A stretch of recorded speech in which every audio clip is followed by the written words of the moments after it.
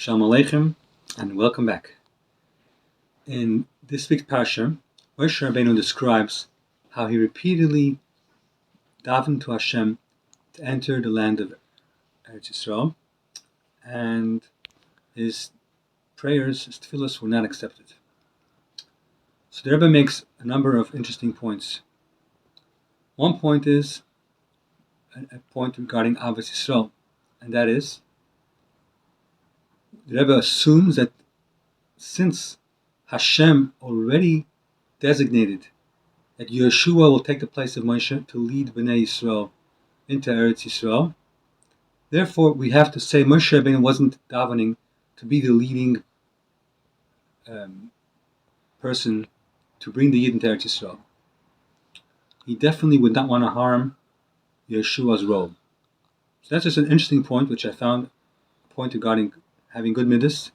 The Gemara talks very strongly about not eyeing, coveting what belongs to somebody else. So we see here that even applies to davening, and one should never even daven to get something that already is set aside for somebody else, even if you feel entitled, because really Moshe Rabbeinu was a teacher of Yeshua, so he could have said that he deserves it. He was the first one supposed to bring them.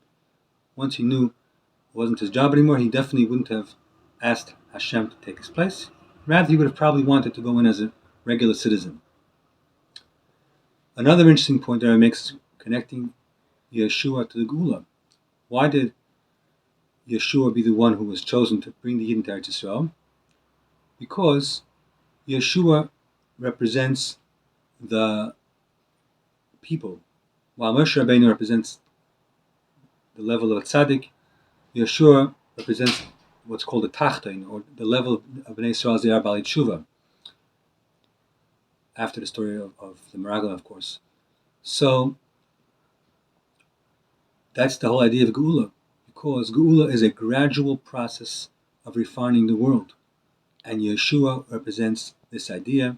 In addition, Yeshua's conquest of the land, besides being a gradual one, was also interrupted by Golus, and the purpose of Golus was, of course, to bring the Geula, and through refining the world.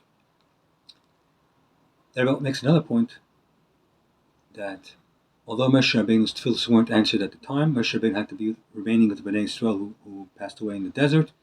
Nevertheless, Moshe Rabbeinu's tefillos prayers will definitely not go unheard, unheeded.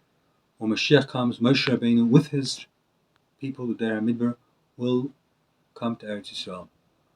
May it happen, B'karav Mamash. Kol Tov, and have a good Shabbos.